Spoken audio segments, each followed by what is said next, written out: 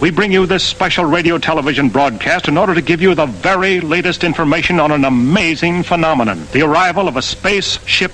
Just a minute. Ladies and gentlemen, I think something is happening. Flying saucers have invaded our planet. People of Earth, attention. It's the invasion of the podcast. The whole world is under attack. Can it survive?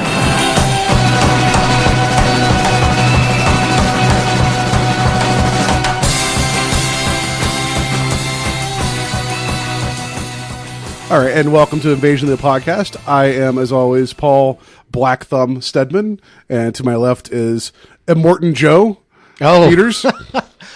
Oh, I knew somehow a Morton Joe would end up being some type of handle for me somewhere down the line. I didn't think it'd be that quick. But what does Morton mean? Does it? I don't know. Like first when I saw the character's name, I was like, my brain thought Immortal Joe, and I'm like, hey, no. Is it more like Morton Fisherman? Like I don't know. Morton Fisherman Joe. I don't know. I think you have to win a lot of medals to get that because he had a lot of medals. Yeah. So clearly, we're going to talk a little bit about some Mad Max here later. It's got a lot of stuff to talk about that. But Rex News. News team, assemble! Yeah, it's okay. It looked like it stopped. I'm like, should I keep going? No. I think the recording. I think I stepped on the stop for a second, and then it unleashed, and then it's going to be really fast for a couple seconds. Harry Shearer leaving the Simpsons. This existence of the Simpsons being around. Yeah, and this is the first time a major cast. It's crazy to think. I never put that into perspective with the Simpsons because, like, I remember.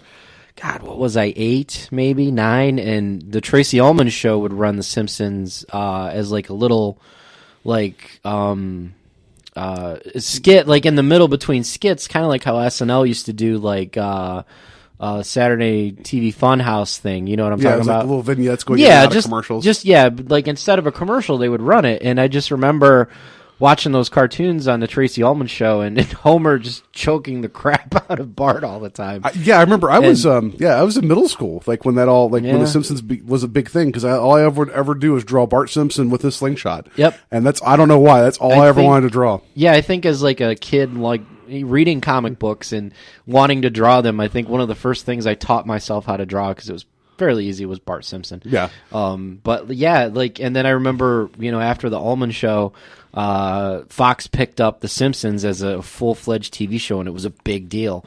And now, like 4,000 seasons later, they're still going. So, well, yeah, and so like the whole big thing, I read a little bit about it. It's basically everybody associated with the show is like, I don't know why he's leaving, but he's like, well, I wanted to have freedom to do what I wanted to do, but they're like, you could call us on the phone and do all the voices, so you have as much freedom as you want.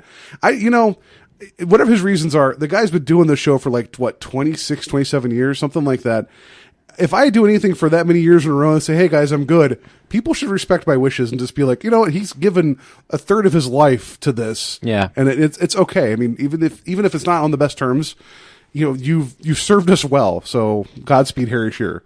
Yeah. I mean, I'm sure it won't impact the show as much as a lot of people probably are freaking out about, but I mean, I don't even know, like I know he did Flanders, he did Mr. Burns, Smithers. He did a lot of them, but just get Billy West in there and he'll do all of them as well. It's fine. Yeah.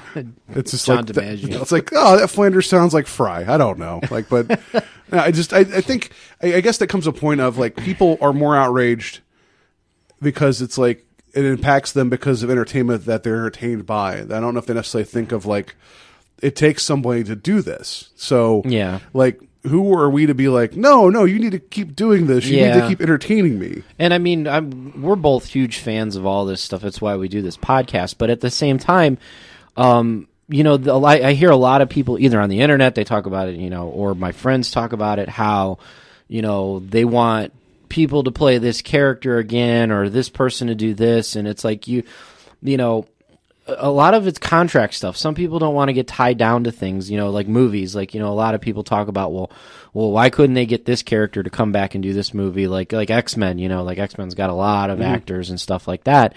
And they're like, well, why couldn't they get this person to come be in the movie? And it's a matter of contractual stuff. And it's like you dedicate a lot of your life to it. And that's one of the reasons why a lot of people stay away from Marvel, because it's like you sign up with Marvel and Disney for multiple movies. And it's like that's a big chunk of your life. If you look at it, like when did Iron Man 1 come out? Like 2000. Shoot. It's getting closer to what, 8 years now? 8 years, like 8 years. Iron Man's been out like in the Marvel Cinematic Universe for 8 years, and Robert Downey Jr. has played him for 8 years. That's an insane amount of time for one actor to play a character, and then he's going to still be going with, as Civil War, obviously, but I think he's going to be in one of the. Yeah, and they said that what was it? Other than him doing 2 Sherlock Holmes films, he's only done other 2 or 3 other actual movies. Yeah. Other than Iron Man, and I think one was Tropic Thunder, and then that movie The Judge. So it's like he hasn't had much chance to actually. And I guess there's something to be said there where someone's like, I've made more money than the Joker can burn, so I'm good. So he could pretty much choose whatever project he wants. Yeah, So it's like there's that, and I don't know. I guess the good example I think of being a selfish fan is when I remember the day Stephen King got hit by that van. And I was like, no, he is not going to finish the Dark Tower series. Not like, his wife and his children are probably concerned about him. It's more like, could you please tell me what happens with your books? Well, a lot of people were like that with Robert Jordan and the Wheel of Time series, too. Well, he didn't make it. I know he did. Well, they all knew he wasn't going to make it, but they were kind of like freaking out because what's going to happen to the Wheel of Time? It was pretty much... So it just, but this is all something that was created in somebody's head, and it's like, who are we to be? I mean, I guess it's okay. We get entwined, and we love this stuff, and we want to have more and more and more. But it's like, how upset can we be if someone's like, I'm good, and like I said, I mean, Harry Shearer may be not the best person to actually deal with, but he's served his time. Yeah, and he's made millions of dollars saying idly. Yeah, I feel like it's kind of like, someone leaves a property like The Simpsons on a good term. It's not necessarily a terrible thing. People get canned and fired because of creative differences, and that's something to kind of be up in arms about because they still have passion in them to continue doing what they want to do. Kind of like how Dan Harmon got tossed out of Community and came back and all that other stuff. So that's different. That's something that but if somebody willingly walks away on good terms, then I don't know. I mean, how many more years can The Simpsons go? Anyway, you can't blame somebody for putting the mic down and saying, I gave you 26 years of this, and you guys loved me, thank you, but... Can't they just feed his voice into a computer already and pretty much do anything that they want anyway? When Chef left South Park. You could probably get at least 2 more seasons out of his voice that he's already done. That would be great, and that would be a great... episode throwback to South Park when they did the Simpsons Did It episode. Yes, that would be spectacular. I think that would be awesome if they were able to cut Harry Shearer's voice. And if Flanders never say anything original ever again, but you wouldn't know, and it would just all be mashup, that'd be amazing. Yep. What else we got going on? In comics, they finally revealed who Thor is, and by that I mean, everybody who listens that isn't a comic person, last year they revealed that in the comic universe they were going to change Thor into a woman, which could sound weird, yes, but really the mantle of Thor is upon anyone who holds the hammer. Who's worthy. Who's worthy. And there's an inscription on the hammer. Whoever's worthy, they will have the power of Thor. So the original Thor, he became unworthy. I'm not going to get into that, but he became unworthy. Not really a bad guy or anything, so don't worry. And then somebody else picked it up, and it was a woman. And when they started the run, the first, I want to say 7 issues, which is probably about a good 6 months' time. Yeah. They didn't tell you who she was. It was kind of a mystery. She had a helm on, and you couldn't see her face very well. So they finally revealed who she is, and they threw a curveball at you because Thor, Odin's son, the blonde, Chris Hemsworth Thor, he went on and did a little detective work to try and figure out who it was, and one of the persons that he crossed off his list was actually the Lady Thor. Oh, so should we? Yeah, hit the spoiler alert. Okay, all right, here we go. Spoiler alert. Not Harry Shearer, by the way. Yeah. That's Dan Castanella. So it ended up being Jane Foster, who is Thor's, I guess, love interest in the comics and in the movies. But in the comics, she's dying of cancer. She has very terminal cancer. She's like in a good, far along stage 28 cancer, whatever's really bad. She's bald. She's very frail. She's in the Bryan Cranston cancer area. Yeah, she's at the end of Breaking Bad cancer. So, but Thor visits her, when she's dying, and he wanted to just make sure it wasn't her. But it turns out it is. And regardless of cancer, Mjolnir is going to fix you. So while she's holding Mjolnir, she's fine. She's a superhero. As soon as she releases Mjolnir and she's away from it for a certain amount of time, she reverts back to Chemo Jane. But that's a terrible name for a hero. Chemo Jane. I think she was going to use that, but they're like, no, you can use Thor. Like, I just got to take a nap now. But yeah, so big curveball. It was Jane Foster. But Marvel's been doing this, and I know this is something that we'll probably talk about at another point where, there's a cinematic universe that's basically getting everybody's feet wet for what we've known and loved about characters. But Marvel, for the past year or so, or 2 years, has been like, you know what? What if we just take everything and just change it? And they've been really changing everything, and this is one of the bigger ones. They have. This is one of the biggest ones. They even announced it on The View. They kind of use that as like a jumping point to kind of tell how serious they were about it, because stuff happens in comics all the time. People get killed, people disappear, that they all come back or something changes. It reverts back to the way it is. So they wanted to make a statement about it with that, but they kept the identity secret, which I liked. It kept, a lot of people reading it. I kept reading it not just to find out who she was, but the writing was actually good. I'm really enjoying the new Thor, the story so far, because it's tying in really well with, Chris Helmsworth Thor coming to grips with not holding the hammer, and then obviously all the other Asgardians. Odin's always freaking out, but it's actually a pretty good story so far, and I'm excited to see where they go with it, even though they've kind of mixed things up with the Secret Wars going on. So yeah, and I know we've been a little comic heavy here recently, but all the comic book movies coming out, and we'll get to that more later, I'm sure. Was there anything else news wise other than I don't know. I haven't seen anything pop up in the last week that's made me go, whoa. I posted the pictures of the Warcraft movie, which is coming out in March. That's not really that big of a deal. Yeah, next March. Is it? No. It's like 2 years, isn't it? No, still? it's 16. It's coming out 2016 this March. That should be interesting. We'll get into that deeper once they start to trickle out more stuff like that. That's probably about it for news. I mean, they've been trickling out some footage of Suicide Squad filming, and that's more video, and I would throw that up there, but it's not really. I watched it. It's not interesting to watch, only because it's like somebody from a few hundred feet away filming on their iPhone, Jared Leto talking to somebody on set. So it reminds me when I was downtown Cleveland when they were doing the original Avengers, and I was off the distance, and I saw a 1 inch high Captain America off in the distance with the shield, and I'm like, I think that's him. I don't know. I see red and blue, and that's about it. Could have been anybody. I don't know, but I didn't shoot that video, so because that would have been like, hey guys, look at this super tiny Captain America. That's a plot point. You don't know it, but it's happening. Yeah, I was downtown for I think when Loki came out of Tower City, and you mean Germany? Germany, yeah. I was in Germany, and I remember going down there, and we were standing around, I couldn't see anything, and I was like, we should probably get out of here because Loki's over here. Something's gonna go wrong. So, the other thing, I didn't know that they cast Mr. Echo as Killer Croc. I didn't know that was who was playing Killer Croc. Oh, okay. And I liked him in Lost. I've not seen him in anything since. And then he just shows up in the last episode of Game of Thrones too. So, Mr. Echo's coming back. Good for him. He looks like a lumpy croc. I don't know. It was weird because they showed the whole body makeup, and then he had high tops on. It was just like, not that I expect Killer Croc to wear alligator boots, because that'd be weird, because it's you don't know if it's family or not. I don't know, but it would be high tops. Just felt weird. Felt weird that he'd be wearing. I guess what do alligator people wear? Or sorry, crocodile people. I don't want to. Crocodile Americans. I don't know what to call them. Alligator. Oh, okay. Well, crocodiles are American alligators are primarily in But his name's Killer Croc, not Killer Alligator. Yeah, so that means he's not American.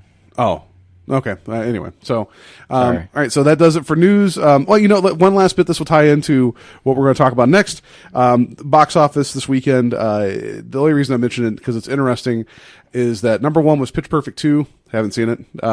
Number 2 was Mad Max Fury Road, and then number 3 was Avengers: Age of Ultron. It's one of the times I don't remember any other time where there was a sequel or a reboot or something in like the top 3 spots. Yeah, that was kind of cool. You pointed that out to me. I didn't even realize that sequels kind of ruled the box office this weekend. So, all right, so let's go on to the big thing here. Just 1 second. And now for our feature presentation.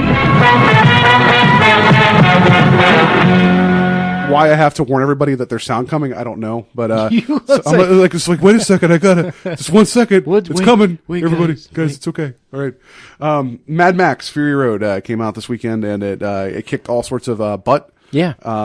Joe saw it, and he was blowing up my phone talking about it. Yeah, if you haven't seen it, I guess stop listening to us, because I mean, you could. Don't even throw up the spoiler alert. I'm just gonna say it, because if we're gonna talk about this movie, it's not gonna be like, oh, there's some cars in the desert, and there was shooting, and people kind of were down on hard times, and it was hot. I'm not gonna play a spoiler alert, but I will play this. We don't need another hero.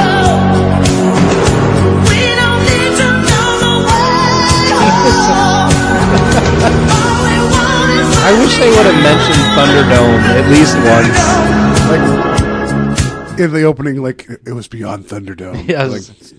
Like a map. Here's Thunderdome. Yeah, like, here's Fury Road. If the intro could have been like Game of Thrones, where it was just a whole big pit of sand, and you see like one crumbly thing in the distance and another crumbly thing in the distance, and that would have been it. But no heartfelt like ballad this time around. I was really hoping for like, I don't know, like a Sting song or what's the guy from Maroon 5, like a song of his, like something, No. I'm on the Fury Road. I don't think they were going to do anything uplifting like that. Like a Nickelback song. Like Thunderdome was. Thunderdome was like in the mid '80s where that action hero sequence, you had those type of hero characters, and it was those ballads and stuff like that were pretty common. This felt a lot like a western. Like the stranger rolls into town type thing, and that's not the same as how Thunderdome went. Well, I went down this whole big wormhole with like Wikipedia and IMDb, because that's what I do. I'll watch a movie and read about everything about the movie. And the thing with like Thunderdome, and we're going to talk about Fury Road, the better movie. George Miller was going to do like a Lord of the Flies type project with like these feral kids, and that someone comes across them, and someone's like, well, why couldn't it be Mad Max? And he's like, okay. And that's kind of how that whole thing kind of came together. It was never meant to be a Mad Max movie. Oh, so he was going to do like a Lord of the Flies thing instead of... Yeah, and it just kind of like organically came out of it. And then there was more money, like a bigger budget. So like, we got to get some names in here. So Tina Turner was huge at the time, so they got her involved. Oh, for Thunderdome? Yeah, for all that. So like, that's like, it was just kind of this weird, like, the movie shouldn't have existed, but it did. And it, I think it's exciting. Like, I don't know, I didn't look into it, but I don't know what caused George Miller to come back to it, but thank God he did. Like, it was what, 20 years? No, more than that. 30 years. Yeah. 30 years between Mad Max movies. And it's not a sequel, it's not a reboot, because I know a lot of times when they spend that much time away from a property, it's like, oh, well, they're redoing RoboCop, they're redoing Friday the 13th. They're redoing Poltergeist.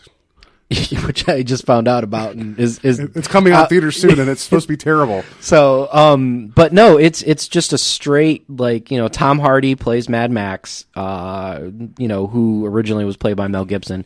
Obviously, Mel Gibson's got some financial issues and probably some mental issues, so they didn't get him to play Mad Max. This is the perfect time that you get him to play a character named Mad Max. I know, right? It's like, look at the way he, like, the beard he'd been rocking and everything. It's like, no, you put him out in the wasteland.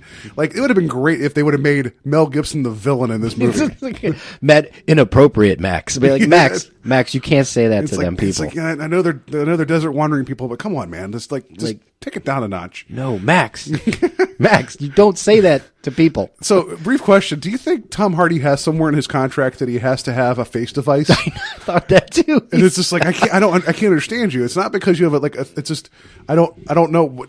Okay, great. Like, it was just like he had to have a cage on, like, no matter what. He's like, it's part of my rider. I got to have some M&Ms and a face cage, or I'm not doing this movie. Right. I think, what was that movie he did with Chris Pine and Reese Witherspoon? I'm pretty sure he had a face cage in that. Yeah, that romantic spy movie. This or is something. War or something like that. Means war. This means yeah. war. Yeah, he had a face cage in that. Yeah. See, there you go. I'm almost positive. I didn't see it, but I think it was in the trailer. Yeah, and he was like, if Charlize Theron can get a fake hand, I need to have something. I need to have something for me. You know, it's like, but she got one thing. I want one thing. You know, like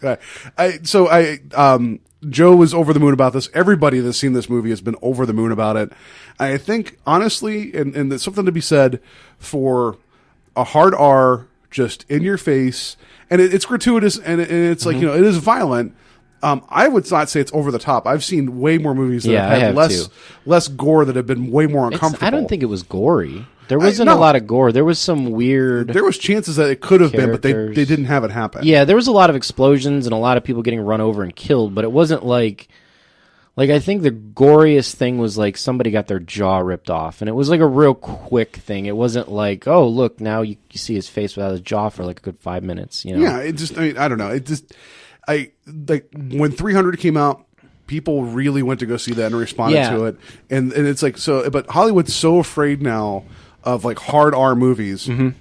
It's because they're like, supposedly like PG-13 is where you get your biggest audience. And like, I'm glad you brought 300 up, because 300 was a big deal, because that movie made a lot of money and it was an R-rated movie. And a lot of times these studios are like, no, we're not doing an R-rated movie because we want money, and that's not going to pull in an audience. But it did. And for an R-rated movie to pull in an audience and make money, that's a big deal. And like, I was talking to somebody, I think it was at work the other day, about growing up with slasher movies. Mm-hmm. And like, every horror movie when I was a kid was R-rated. And it was because they pushed that visual envelope. Freddy cut people's throats open, Jason hacked off their heads, da-da-da. But, nowadays we're not into the slasher R-rated horror movies. We're into I don't want to say slasher, but it's more of a suspenseful horror movie. It's like, yeah, I mean, if the rules have changed, then people are going to find ways to make that like work for them. Yeah, I think now that there's such mass distribution, like on online services, and just people can get access to movies, that studios are not afraid to release an unrated cut after the fact. But if that's your intended vision, then that needs to be what you plant your flag on, because like, I don't, not that I'm saying that you need to purposely lose money to make a movie. No. And how many movies have I made? None. None yet. If they do, they're all going to be hard R. Doesn't matter the content. It's always going to be gore. It's like, Paul, you just told the story of George Washington. Why so many heads fall off? It's like, that's what happened. It's like a normal movie, and then there's one scene at the end where someone just unloads a clip from a machine gun into someone's chest. Just because. That's R. Well, it's like, it's like, this is not the same movie, but did you see Munich, the Steven Spielberg movie? I didn't see Munich, no. It's like a true story about like there was the terrorist situation with the Olympics in the 70s, and there were some people killed there, and then like there's a covert op to find those people and take them out. Yeah, there was a really brutal scene in that movie where Eric Bana, I think it was him, he walks into a house where there's a lady that I forget exactly the context, but he just shoots her 3 times in the chest, and she gets up and stumbles away as like these holes are just like pouring blood, and she picks up her cat to go pet it, and then she just collapses. And it is one of the roughest things I've seen, and that's a Steven Spielberg like award movie, and it's like, and that's an R-rated movie. But I think that's a good example, because the tone of that is so being graphic, and that's how you properly use it. Like, there's like those torture porn movies like Hostel and Saw that I do not like. I know you don't like them, but it's like, it's there. You're sitting there to watch terrible things happen that look extremely painful, and that's not the kind of R that I'm talking about. Like what you described is like, they can imply what Eric Bana did in that scene, without showing it, but for you to visually, it brings more emotion out of you. Well, and like even with Fury Road, there's a bit where there are some character deaths in the movie.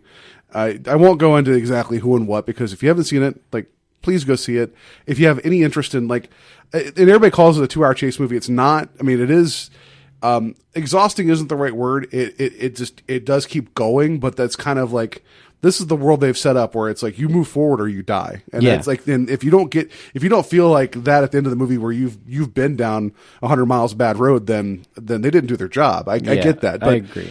There's no, because I think even like in Road Warrior, there was a lot of sitting and waiting with the oil fortress that they had.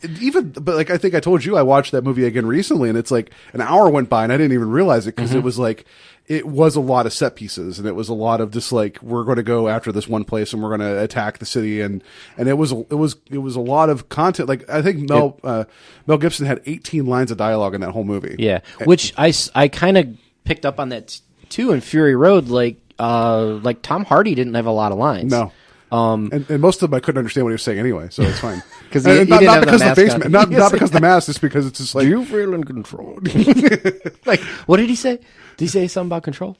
It's just like I just felt like Fury Road was a really good silent film in the sense of like I didn't need to know anything that they're saying. Like everything you need to know about that movie was put on the screen, and you understood everything. Even if you're not a Mad Max fan, and this is probably why it's doing so well. Like, you can watch it from the beginning and pick up on all the characters and the world they live in from just like a lot of the set pieces. And it's very over the top. Like I remember sitting there, and I want to say it's like within the first 20 minutes, like once they start the chase, it's just go, go, go. Like you watch this war rig chase across the desert, and then there's just like this party of like cars and people and a guy on a rig with a giant speaker system and a flamethrower guitar. Like, yes, flamethrower guitar. Like, if that's not in the next Rock Band game, I don't want it. Yeah, and it's funny. I read about the flamethrower guitar, and everybody was really like adamant about like how like it's not CGI. They actually built a guitar that shoots flames. And like watching the cars rip across the desert with spikes and saw blades and all this craziness on it, and then the guy that's basically kind of like your battle musician. He's your drummer boy. Yeah, he's your drummer boy on like strapped to multiple amps, just playing rock guitar through the desert as you go to like kill some people who stole some gasoline from you. Is like that's the world that you're in. And from that, like watching that moment, I was just like, I knew what I was in for. That's true, and like I took my my girlfriend to go see, and she's not seen any of the other Mad Max movies, and it's funny because since we've been together, she always tells me she doesn't like action movies, and I finally figured out what she means. She doesn't like dumb action movies.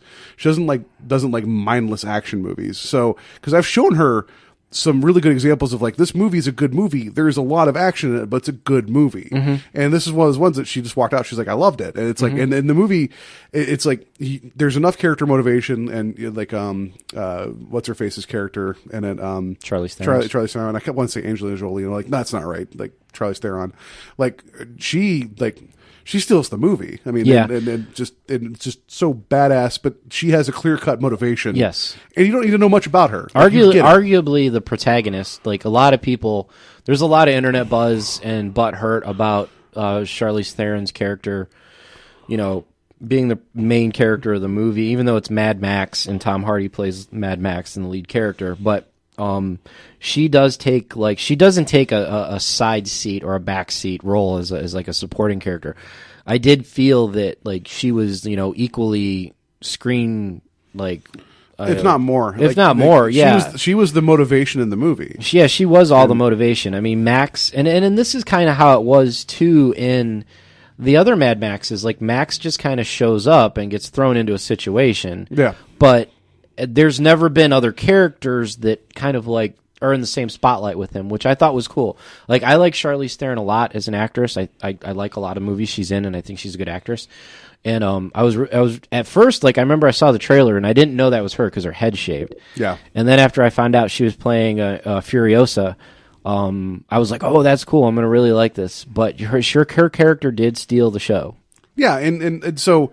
And I guess the reason I'm going to gush over the movie, and there's a couple things too that were kind of odd. I don't know if you picked up on some of the stuff at the beginning. Like, did it feel to you at the beginning where it's like, man, these people are moving really quickly? Like, it felt kind of jittery. What do you mean? Like the when actual they left at the beginning, like the actual intro of the movie, how the whole ambush of Max and how like you kind of see what ends up with him before the whole crux of the story starts. The movie felt like there's a technique called overcranking with filmmaking where they will take film through a camera or it's an undercranking. There's both kinds. I think it's undercranking, where they take the film through the camera and run it through super fast and record people at regular speed, but when they play it back, it plays at a different rate, so everything feels kind of herky jerky. Do you mean like when the War Boys were chasing? Yeah, all that, and that's a technique that George Miller used in the first couple movies to. That's how they used to do to show. They speed. did some of the car chase. Yeah, I know what you're talking about. And it's like, it was interesting that he made that choice again, even though you don't need to do that anymore. That he was still like, these are techniques, because like even in the Road Warrior, there's bits where it's like they felt kind of Bitty Hill, where it's like everything's kind of sped up. I remember there was a scene in Road Warrior where he leaves the compound in his V8 and he's zooming, and the humongous guys come chasing after him, and like they catch up to the side of him, and they're going so fast, and the one guy basically just uses like a metal tube and hits the side of the car, and it overturns and flips over. And I'm thinking to myself, like, I watched it recently, and I'm like, that would not turn that car over. And I'm like, unless they're really implying that the sheer inertia that they're going so fast would, like, like when you throw something in a wheel and it just pretty much, But yeah, that's a scene that comes to mind when you say that. But I didn't really notice that in like the chase scenes. I picked it up. It's just one of those things that like once you kind of see it, you can't unsee it. It was interesting that George Miller was like, "Hey, this is how we used to do it," and I was really worried that was what was going to be the rest of the movie. And then after like you get to the title card of the movie, like it's like it starts like, and I don't know why I kind of like when a movie gets like 15 minutes in, it's like, by the way, here's the title. I'm just going to throw the title now. Like, we're not, but It was interesting because it's almost like, here's what you've known of Max. Now we're going to take you in an entirely different, show you this world proper, because now we have budget and I can show you scope. One thing I do like with the Mad Max world is I've watched all, was it 4 now? That's 4. 4. Yeah. I've watched all 4 Mad Max movies, and the first one is, I want to honestly say, rough to watch. Only because like it seems to jump around a lot, and in the interesting part about the first one is it is nothing like the 4th one at all. Like, it's basically, you see the evolution of this apocalypse. Okay. Because in the first one, Max has his family. He's technically a cop in Australia, and he has a house. There's still society there, but it's slowly starting to fall apart. And then, like, when you get to Road Warrior, there's still paved roads. There's still parts of, society where it's not, like, completely crazy. And then you get to like Thunderdome and you get to Fury Road, and like there's people hooked, there's women, like the milk mothers, you know what I'm talking about? They're hooked up to machines and they're literally being milked, and you've got like people with elephantitis, massive birth defects. Like, you see like the people go from like, it's the apocalypse is starting. We're still living in our houses and we have paved roads, and then now we just drive on deserts and everyone's got some type of weird growth on their body. Like it seriously evolves. Yeah. And that took some thought. Like, I know supposedly Miller, he wrote like so much history for everything, and he said because part of it was that the production process took so long that this kept writing and writing and writing. So I guess the guitar guy with the flame throwing guitar has a whole backstory. Yeah, like and I'm glad that it exists. I don't need to know it because then I think that's part of like this kind of gets to what we talked about earlier, where you get so in love with something that you get upset, like when the creator doesn't like do it what you want or provide more. It's like, I like that Miller is so focused on creating a world that you may, man, like, why is that guy doing that? But you don't question that it exists. You just question the motivation. And it's just like, nothing about that movie. It's like, just once you're in for the ride of like, once you see the bad guy and what he's all about at the beginning, it's like, okay, I'm in. Well, like, yeah, that's the thing. Like, those characters are just so over the top, and like you said, like Miller created a lot of characters and a lot of character in the world that's like, and like we were talking about earlier, like they hit the credits and everybody had a name and like a group, and they never even called it out in the movie. Like, I was like, I didn't even know that was that character's name, but I knew who the actor or actress was, and I'm like, okay. And like, there's so many, different, people in the, like the midget guy that was like in the, there was the lookout that he was like a lookout guy. But he was missing like, I think like 2 limbs, and he had like surgery scars on his chest that were like, obviously part of the character. It could have been the actor too, but obviously part of the character. And like, he pretty much was like stuck in this chair, but you get the idea that like, in the future that if you're able to breed properly, that is power. If you're able to provide a bloodline that is healthy, that is absolute power. And you kind of see with him that it's like, he is part of this whole thing, but he's not in that same hierarchy. Yeah. It's just, he's the Tyrion Lannister of this whole thing. He had a very specific use, and he's a very weird looking character. Mm-hmm. Well, it's like the dude, and like you talk about Road Warrior, there's the mechanic that was a paraplegic that they had like hauling around on the winch, and they kept wheeling him around. They had this huge contraption just so he could work on vehicles. Yeah, they brought him in. He was a gearhead, but he couldn't move himself. Yeah. And it's so much thought. And I think maybe I'm giving this movie too much praise. I don't know. Maybe it deserves it. I really think it does. It's just like this is what happens when you actually take a project and develop it and you feel passionate about it. And like the cinematographer that did this movie, George Miller, who's 70 years old, by the way, he convinced this guy to come out of retirement, who's also 70 years old, to shoot the movie, to be the cinematographer. And it's like, and everybody argues that like when you get older, you lose an edge. You could not convince me that like George Miller directed Babe Pig in the City and Happy Feet and the Happy Feet series. Take that into consideration when you're like thinking about the Mad Max world. It's be like, this guy also worked on Babe and Happy Feet. Like when you see all these spiked cars attacking each other, it's just like, oh, he did the animated penguin singing movie. It's just like, I don't know. Like it just shows me that if you honestly care and are not just cashing it in and you get your chance, like it just Hopefully this like starts a new trend of like, giving like legitimate like shots at things as opposed to having to water it down and rebrand it or reboot. Because some of the stuff doesn't need to be rebooted. Like we were talking earlier, like this feels like Tom Hardy's Mad Max. Great. Mad Max is a character. Just James Bond it up. Give me a million Mad Max stories. Just do it. It definitely has a James Bond-esque feel to it, like in terms of like keeping a franchise going, but not being a reboot or a remake. Like we were talking, there's the hints supposedly of Chris Pratt playing Indiana Jones. Yeah. You know what? I'm kind of for it now. Like I was kind of against it, but it's like he has the charisma. He doesn't necessarily look like Harrison Ford, but he has the charisma, and I know he can carry the physical side. So give me great stories, adventure stories that are well done.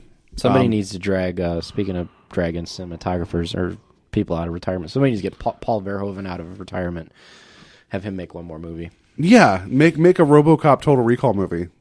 I don't know. It's something, another, like where they mash them up. They send RoboCop to Mars. You got the police Mars. You go and you're like, I hate my life. I want to be a robot police officer. We'll come into our machine. We'll put you to sleep and make you think you're a robot police officer. And then you fight space bugs. And that I would watch that. I would too. That dude can't go. That dude can't go wrong with it. So, question for you: End of the world, like we're talking like Road Warrior Apocalypse, sure, right? There was multiple weapons of choice there. Even though I do like the callback to the double barrel shotgun, how that quite didn't didn't work. It was great. Like how you had the empty one, and then it just always fizzles out. Yeah. In that situation, what weapon are you taking with you to the apocalypse? I don't know. It kind of depends on what we're up against in the apocalypse, because there's a lot of apocalypse stuff. Hold on, let me think. Oh, well, okay, weapon of choice. I mean, can I pick dancing, like Christopher Walken dancing? Yeah, you can. Does that count? Or Chris Pratt dancing, if that's your weapon of like choice. Like Fatboy Slim video. Or the was it the Blue Magnum? No, Blue Steel, if that is your weapon of choice. No, I don't know. It depends on the apocalypse, really, because, I mean, there's so many apocalyptic... Apocalypse? Are those multiple apocalypses? I don't know. There's so many different scenarios. I guess it depends on the scenario. And my situation, like, am I by myself? Am I in a group? See, you're overthinking it. I just put am. a baseball bat with a saw blade attached to the top of it. That's all I want. That would probably be mine, or like a fire axe. Like anything that does not run out of ammo. A fire axe. But that would run out of fire. No. Eventually, right? Oh, you're thinking of the kind of axe that shoots fire. No, I'm just thinking, like, where would your fire come from the fire axe? The axe? Comes right out the front. No, so you have a mystical fire axe. Yeah. Okay. All right. So I'm worthy. I can wield the fire axe, but an elevator cannot. Yeah. So, yes, if we've not said it enough, Fury Road, definitely go see it. Go see it 6 times. Badass movie, badass cars, all of them real cars. Everybody says that the CG, there's no CG in the movie. There's CG, but it's used as a tool, not as not as a means to an end. Explosions, 3D things flying at you. Yeah. Yeah, even though I know the movie was like there's 3D and there's a couple bits in there. The one 3D scene that I vaguely remember was the wheel coming at you from the car, which I thought was really cool. I liked how the car parts of the Mad Max world, because that's a huge part of the Mad Max world. Or the cars it's a religion. Is a religion. I love how they had that like pillar of steering wheels, and everybody would grab one like it's their weapon. But they also were praying to the god of V8 or whatever it was. Yeah, they said, not the juice, but like the engine. Yeah, I thought that was so cool because it was like almost like going to the armory and getting your sword and your armor. You would grab a steering wheel and then go attach it. Yeah, the movie's completely badass. Yeah. I'll probably see it again. I don't hopefully maybe in the theater. I don't know. I'm going to own it and I'm going to watch it on a loop all the time. So, all right. So I talked about that, and to tie in what we talked about last week, which we were going to talk about post-apocalyptic last week. So we did the Netflix Wheel of Death, which Joe cheated a little bit, and he provided to me, they weren't Netflix. So I apologize for cheating, but here's the thing. Like when I decided to pick out the movie, I sat down on my computer and logged into Netflix, which apparently some of the movies are different on the website versus like your Xbox or something. That's true, but you can add them to your queue from the website, and then they end up in your queue wherever. Because like a couple days ago, I was on my Xbox like trying to watch something, and I'm just like, these movies weren't there last week when I was trying to pick one. Yeah, because there were some movies on there that were like terrible that I would have picked. So that's kind of my fault for not knowing that Netflix had different movies in different places, and or more available if you browse. So my Wheel of Death was based on post-apocalyptic movies or disaster movies because it's kind of a broader genre. And I know Joe picked a movie called 40 Days and Nights, which is not that. What was the name of that movie with Josh Hartnett? Yeah, that the one where he kind of gives up sex for. It's 30 days and 30 days or something like that. Well, there's 30 Days and Night where he's a vampire. There's nothing to do with sex, but he was also in a movie where he gave up sex called 40 Days and Nights. Oh, okay, right? I don't know if it was 40 days. It was. I don't know. I didn't see it. I was thinking of that movie with Harrison. Was it Harrison Ford with Anne Heche? No, that wasn't Harrison Ford. Oh, yeah, that was. That was 4 Days and Nights. 4 Days and Nights, yeah. None of those movies are what Joe watched. He watched 40 Days 40 Days and 40 Nights. Yeah. So, this movie, I'm going to wait till you're done drinking. This movie, god-awful. Like, I was angry at Paul. No, I was going to be angry at Paul. I was angry I had to watch it. Like B movies, I can appreciate B movies and bad B movies that can be entertaining, but there was no entertainment value at this movie. I just had a feeling, because I picked it just based upon the title and the cover art. It's that weird not faded out, but it's always that mute color palette of every goddamn Asylum movie. And I really have a feeling that this was their cash grab because Noah came out. I feel like that was. You know what's funny is I was on Netflix looking later, and Noah was on Netflix as well, and it received a 1-star rating. 1-star rating, the same as 40 Days and 40 Nights. Oh, so, well, if I could have had they only let you do a 1-star. That's the worst you can give a movie. Like, I wanted to make sure I've rated it 1 star in case somebody down the road gave it more than 1 star, so that my 1 star could offset their higher vote. I didn't really want to opinionate on it, but I felt that somewhere someone would be like, hey, I like this movie. I'm going to give it 2 stars, maybe 3. No. I do not want it to have more than 1 possible star. I hate disaster movies to begin with, and a lot of people, they're always like, oh, are you going to see San Andreas? Did you see this movie? I'm like, no. I'm like, it's all special effects of stuff going wrong. And I know I sound like I don't know, an hypocrite or an idiot for going to watch all these popcorn movies about superheroes and dinosaurs and stuff. But disaster movies are different because they always give you 8 plot threads, and it's always the one parent that needs to get to their kid, and the one couple that are they going to make it, are they not going to make it, and then someone has a major life decision that they're pondering, and then just as the disaster happens, when they get out to the other end, they're going to make that decision. There's always a outcome like humanity survives. And I mean, to me, those disaster movies, it's like it's the end of the world, and they're not fun. Give me something fun. Like San Andreas, somebody was like, are you going to see San Andreas? I'm like, no. But unless The Rock actually physically fights the earthquake, I'm not interested in this movie. It's like I want him to raise his one eyebrow and just be like, you don't even know. It's the earth's cracking open, and he puts it in the sharpshooter, and he's just like, ah. and he's just like trying to close it back up. And then the earthquake, it cries for submission. So he doesn't even get the 3 count. It says, no, I'm done. Don't make the earth tap. It'll cause another earthquake. That's someone's yelling at him, and he's just like, "No, I got to do it now." You know. I did not know that you disliked disaster movies. No, that's okay. Yeah. But anyway, no, it's perfect. It's perfect for the Wheel of Death. It is. So, like, just to give you a quick synopsis of why I hated this, like, so what was this movie about? It was basically a flood story myth. Apparently, some tectonic rift changed, and it created this huge tidal wave of the oceans up, filling up the rest of the earth, and causing a global event where it just stopped. It would not stop raining. Apparently, scientists in the military were kind of onto this, like they usually are, but they kept it a secret as they're building these multiple arcs across the United States. And then there's a guy who's I'm just going to call him Mechanic Guy. I don't remember his name. And then his girlfriend is pregnant, and she's Scientist Lady. And I know this sounds really bad. Still better names than the character names in Fury Road. So, and the funny thing is there are probably only 7 characters in this movie. And in a disaster movie, you have extras, you have all these other people doing stuff. And it's like a lot of these 7 characters just decided to like they're like, you know what, you were building this part of the arc, but now we're going to need you to put on a wetsuit. And even though you're a scientist, we're going to have you go down there with an assault rifle, and you're going to make sure that the sails get put back up. And I'm like, don't you have a whole separate crew to take care of the sails? Like, why do you have to go get this one person? So there were 7 people in the movie, and I had a engineer guy, his girlfriend, scientist girl. Then you had her sidekick, military girl, and there was the admiral, who was kind of like that character who's just like, I don't care about people's lives. We just need to get this arc running.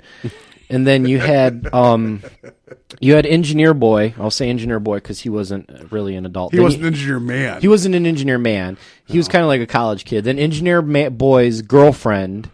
And then you had the captain of the arc. And that was it. Oh, no, I'm sorry. There was Engineer Girl. Oh. Was the captain of the arc, was his first initial N and his last name Oa? That would have been great. They could have played that in, but what ends up happening, just in a quick, brief, literally breakdown of the plot,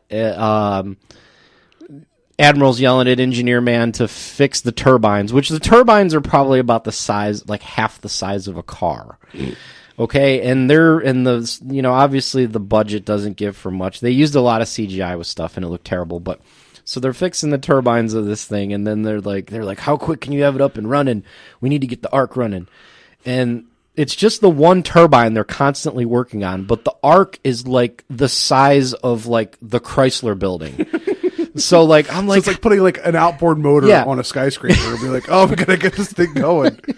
Yeah. Why isn't it moving? I don't know. I keep pulling the cords. I don't know. So they're constantly being pressured, and then scientist girl, she goes because they're transporting the DNA samples by train to one of the arcs. And there's, of course, like all the tectonic plates in an earthquake, and the train gets derailed, and they got to go get all these DNA samples or they'll never have any animals again. So they send military girl and scientist girl to go get them in kind of like a cargo plane, like the military cargo planes. Mm-hmm. So, and this is like some of the part where I'm just, this is terrible. So were you, how actively were you hating me while watching this movie? I had to watch it in 2 parts because I was like, no. I'm like, stop. So they go and like the DNA samples are in empty water bottles, by the way. So there's several plywood shelves where they keep these DNA samples of all the animals in the world, and they're all lined up like empty plastic water bottles. So they gather them up, and then as they're taking off in their little plane, somehow one of them falls off of her shoulder, like she's got canisters, and one of the canisters falls off the shoulder into the water. They're like, oh no, the bees were in there. So then they got to go find bees, and the girl's like, she's like, oh wait, sometimes when it rains, bees will take shelter in a cave, and I'm like, The bees. Oh no! So they go to this creek bed in the It mountain. sounds like you learned something. I don't know why you're so don't upset with this learn movie. anything. That's not what happens. Sounds like you learned that bees live in caves. So that you can put animal DNA in water and you can sort of save it humanity. And Well, no, they lost the DNA in there, so they had to go get bee DNA. Oh. Otherwise, they were screwed. Which is, I'm an advocate about saving bees and bees. You know, you mean BNA? They had to BNA. go save some BNA. Oh God! But they go to the cave and they find one small tiny beehive, which is CGI'd, and they have nothing to capture the bees in, which I thought was hilarious. The first thing I was like, you're gonna get stung really bad in a minute if you're gonna try to get And these then you're going to bees. get angry and you're going to smash them all. There's going to be no bees left for anybody. So they managed to get away. There's an earthquake, and obviously the bees get wet, but they managed to grab like 3 dead bees. So everything, all the timetables get pushed up, and then I'm trying to remember what happened. Oh, the captain comes and they get everybody on the ark, and then the ark is like tossing and turning. The sails get ripped down, and engineer girl has to go fix the sails with military girl. So they climb up these giant sails on a boat the size of a building, and it's just the two of them. 2 people take care of sails on something bigger than a Carnival cruise ship. So somehow the military girl gets hurt, and everybody's scared because they think she's dead. And then she's back in. Well, I heard girls like hiding out in caves, so you can go find more of them. But needless to say, everything just kind of dissipates, and then the 40 nights are over, and the flood, and they're all just happy, and the sun comes up at the end, and I was just like, so mad I sat through that.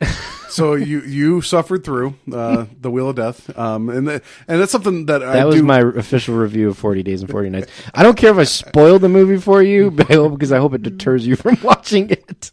Like I said, I think it's an asylum film, and nobody should watch any of those unless it's part of a bet that you have for a podcast. So I do want to bring the Wheel of Death back again at some point. I think it's a lot of fun. I will now talk about the movie that I picked from Joe's Wheel of Death, a movie called Street Trash, which I had heard about. Like, I go to there's a convention nearby called Cinema Wasteland that my girlfriend works at, and it's a celebration of like all things B movie. And one of my friends actually bought like a Blu-ray copy of this movie, so I've seen it in passing. And then you're like, you got to watch this movie. At first, I was watching it, and this movie was made like 87, I think it was. No, Yeah. maybe earlier than that. I read about it, but clearly I don't remember. No, much. it's like 88, 87. Yeah. So at first, it was a little disjointed and weird, but I've seen a lot of 80s John Carpenter, and it's just kind of the same vibe where it's like, I don't know what's going on right now, but I'll just go with it.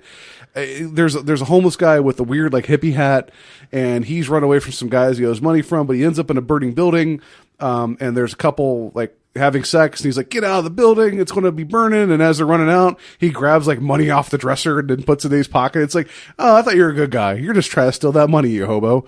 And so it's like, it's hard to root for this guy because I thought he was a good guy, but Right. There's kinda. not really a protagonist per se Yeah. of the movie. And then it's like, because there was a bit there that like before things turned all digital, that you actually had to plan out what you're going to do and shoot it on film. So there was a bit of planning in this movie. So there's actually segments of this movie, even though what's going on screen is absolutely terrible, there's some actual like legitimate camera movements and cinematography going on. So it's like, okay, I can get behind this. Like there was a segment where a girl walked into a junkyard office and the camera tracked with her. And it was like, there was some real thought going into this, but then they had a really stupid conversation. I really couldn't tell you what the story was of this movie because it didn't know what its story was. Yeah.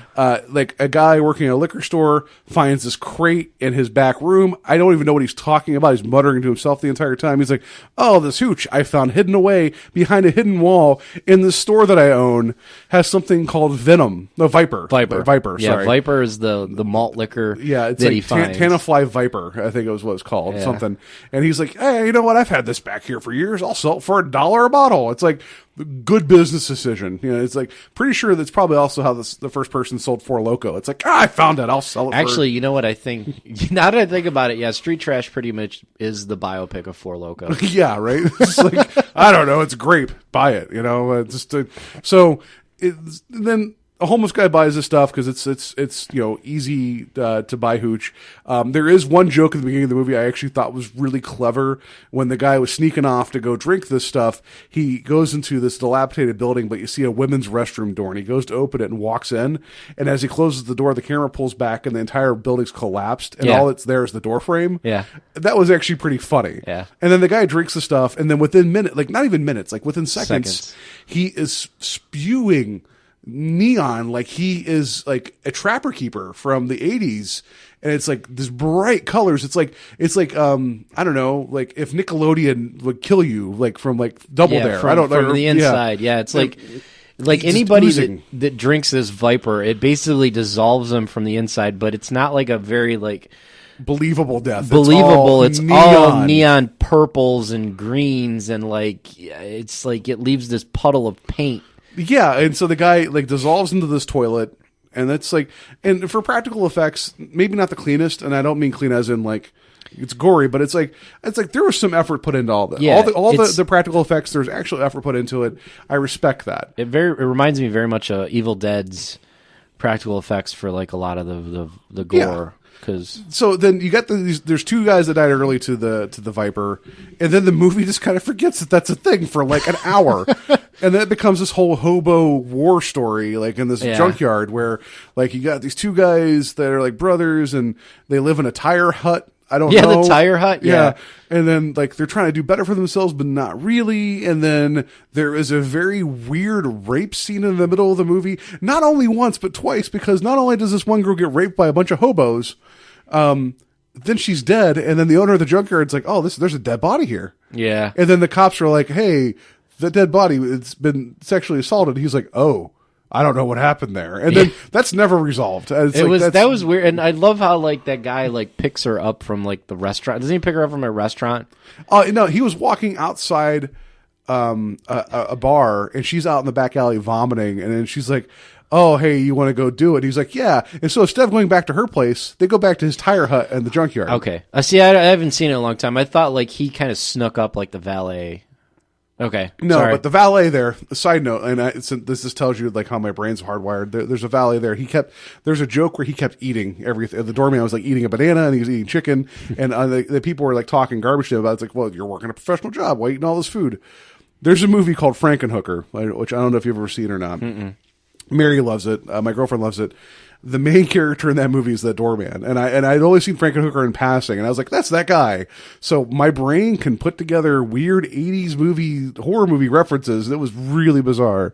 Frankenhooker's a way better movie than Street Trash. You'd think from the name Frankenhooker, you'd wonder. But so we're watching this movie, the weird hobo rape, which I don't know how many times I can say hobo rape in one podcast. It was really awkward and weird. Like, of all the movies I've seen that had hobo rape in it, this is the biggest one. I don't know. So then there was the main guy who looked like Zach Galifianakis, who was having Vietnam flashbacks. Oh, yeah. And you never really quite knew what his whole thing was, but he was never the villain. He never had pants on, did he? He looked like Zach Galifianakis, but better dressed. I don't know. He was like the main antagonist of all the other hobos, and eventually there's a big throwdown with him, and he somehow ends up getting decapitated at the very end, and there's a bit there where his head's on the ground and his eyes are still moving, and the girl who he was attacking previously walks over his head, and you see the eyes dart up to look up the dress. And you know what kind of movie you're watching until the very end. It's like this guy's head's on the ground, and he's like, "I'm going to take a peek and see what's going on up there." I'm dead. Like, I'm dying, but that's how I'm going to go. You know? Yeah. Just a bizarre movie. Like I can see how, like I respect that someone's like, "I got this really odd idea for a movie," and everyone's like, "Yeah, let's give you money." And I don't know. Like it's just like I never want to see this movie ever again. Yeah. But it was weird, and like I mean, I'm glad I watched it once because people have talked about it. But dear Lord, I feel like we've like totally deterred everyone from these two movies. So yeah, watch 40 Days and Nights and Street Trash. And highly recommend them. And then go. So yeah, think about that. I watched that, and then Then I watched Fury Road like the next night. Yeah. So it's like that was a good palate cleanser right there. That's exactly what happened with me. I was like 40 days, 40 nights, and then I'm like, oh, Fury Road. I feel so much better now. So please like hit us up on Twitter at Invading Podcast at twitters.com. Email is the invading podcast at gmail.com. Let us know if you have any other suggestions for the Wheel of Death. Or anything at all, really. Yeah. If you guys want us to talk about stuff, I mean, I've gotten some feedback from some people, and we've talked about it, and we want to work it into the show. If you want to hear a segment, or if you want to, you're curious what our thoughts are on a video game or a comic or a movie or a TV show, let us know. Well, yeah, and I want to throw this brief shout out. If it's still available, Best Buy has a special right now, or at least they did like a week and a half ago. Shadows of Mordor for Xbox and Xbox One and PS4, regular edition, not Game of the Year edition, $20. And I'm not one to buy a lot of new video games just because I don't ever get to finishing them, like, because I don't know, being a grown up sucks. But started playing that over the weekend. I know I'm a little late to the game. Couldn't tell you a damn thing about the Lord of the Rings part of it, but it's a pretty cool game. Yeah, so, that's what I kind of heard, is that it doesn't matter if you know anything about Lord of the Rings, No. but the gameplay is solid.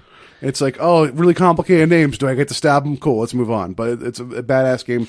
$20, well worth it. I'm really enjoying it. So, a brief side, but also if you guys are on, check out the Facebook. I want to give a shout out to one of my friends. We talked about comic book artists when we went to Free Comic Book Day. He is a comic book artist as well. His Facebook is Fuzz Images.